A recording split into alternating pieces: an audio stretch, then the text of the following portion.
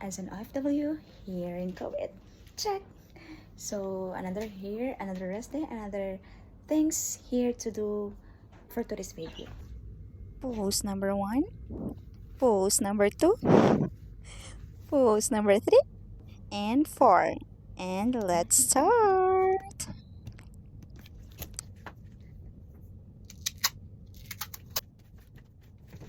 So for today's video, so as you can see guys, ako sa nang gipangpak, ako sa gi-wrap ang box para secure ang up and down. Kaya ana sila mas daw, importante nga liko ng bapog ubos in case lang kasi hindi ilabay-labay, char lang. By the way, kana nga package is after na ko mag diri sa Kuwait. 1 year and 2 years and 3 months. 2 years and 3 months usa ko nakapa balikbayan box. So sa kong mindset guys, ngano nagpabalikbayan box jud ko is usa jud na sa pangandoy nako once maka-abroad ko. Why? Kay during sa nag-abroad ang akong kuya, nag-abroad akong papa, wala jud mi kasuway, wala jud ko kasuway. Nagpabalikbayan box sila. Kaya ganing gusto ko maka-experience unta ako. So karon ang nahitabo, ako man ang nasa abroad, so sila ang akong gipa experience. So gusto sa ako ma-experience nga ako mismo ang maka-receive. So inshallah soon maka-experience sana nga kita'y maka-receive. Filipino girls, matulog ra mo. Day off. Pandi akong trip ka. Kalingaw sa patabang si kanang usin. So may lingaw. Isuod na lang ga. Para mo na sila. Ngayon sa trabaho Sa trabaho na tong baby girl. Ikaw ra ba na? Ever since I was a girl.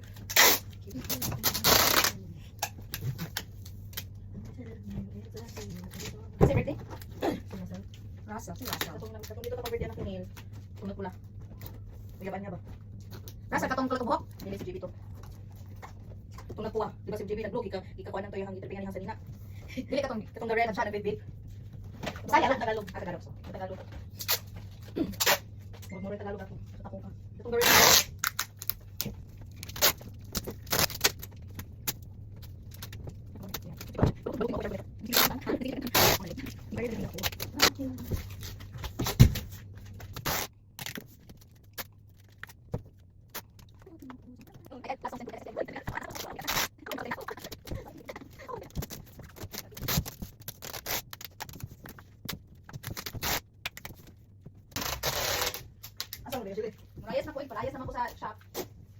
To be continue. So ako dyan stop nga to ang voice over guys. Basta na ay mga chika for the day. And now, actually wala pa jud kayo with budget para magpabalik bayan box kay tungod sa pag-abroad nako ang 1 year nako is para gyud sa mga utang. Actually kuan jud to siya. 1 year and 1 month to siya. Usa ko naka-feel like mga February like ako na ko naka-feel ka ng ika 13 month naka-feel ko nga feel gyud nako nga sobra na akong sweldo. Sad to say nga na gyud na mahitabo pag mag-abroad ka nga imong self ra gyud ang imong tabangan. Kinahanglan ka mangutang. Sumoto siya wa ko mahimo kinahanglan ko magdanting. And in fairness sad to say dako kasyag interest.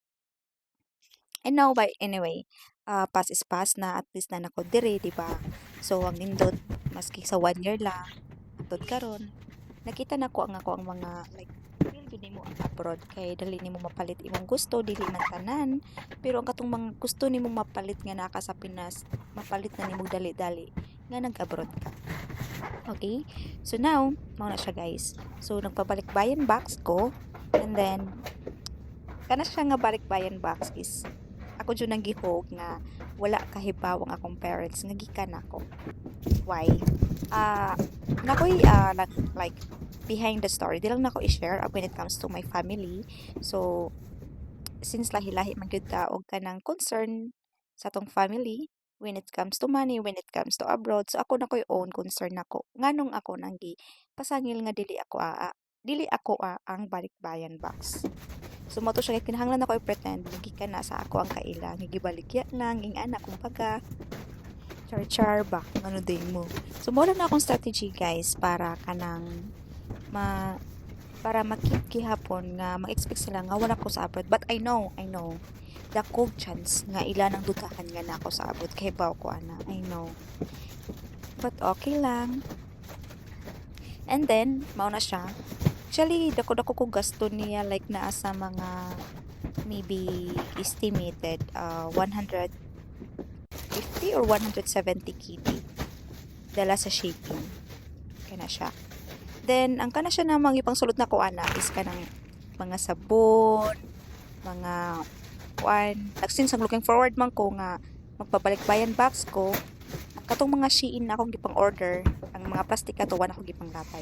So kanang mga gamit dira, in order ko na mga online, and of course, di na ko i-deny, nasad ko yung mga gipamalit sa Haraj. Lindot ba ya ang Haraj guys, as in dot ang mga branded na sanina, maski second hand siya. And of course na I knew. And then kana mga rice cooker, plancha, of course mga chocolates. So like 3 days or 4 days before ana namalit jud ko nga to niadto ko sa Far One niya. To ko namalit ko nga to mga additional nga chocolates og sapatos. And then as you can see guys there, na struggle jud ko dira dapita kay ngano man na ako gibutang usa ka carton nga dako-dako siya. Tapos karon ang problema dali kay nako pagbutang karon akong kwaon og balik kay tungod naglisod kog butang sa rice cooker. So kinahanglan ako siya i-rearrange. Karon naglisod ko og alsa niya. Kay grabe niya kabugat. Maglisod kog kuha niya. But at least gingana na lang nako. Kay di man jud siya makaya sa power as a small person. So para dili sakit tanto sa bakton nga sige kuha na to na kaya na. Yan guys. So mo na siya ako na siyang gi-rearrange na lang. By the way, kanang plancha o rice cooker, it's a free from Ambassador.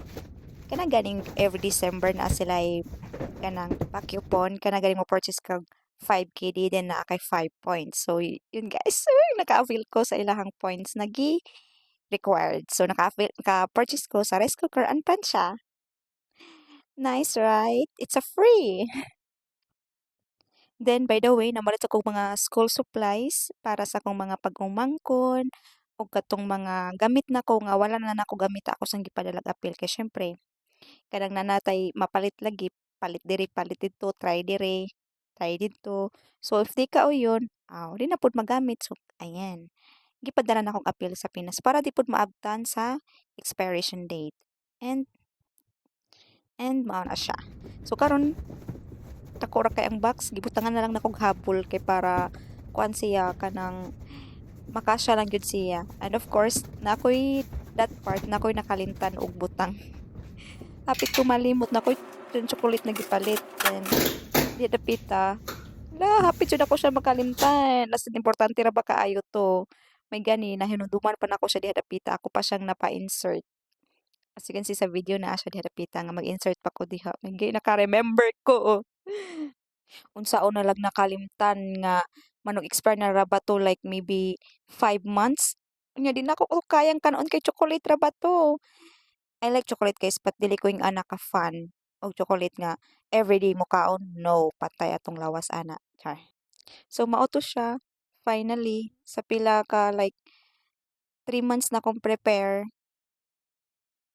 my god thanks god manghumanay mapadala na gyud nako ang balikbayan box ug ma-experience na gyud sa akong family and then I'm planning na i-surprise akong mama like mag-expect siya nga na box nga naabot nga iyahan nakapangalan like ana wa siya kahibaw of course pa-shock ana ba kuno hay ba na unsa pa day so mao na siya guys as in yupak kaayo ko na din napita kay pero worth it as in na mapa-experience ni mga family and that's all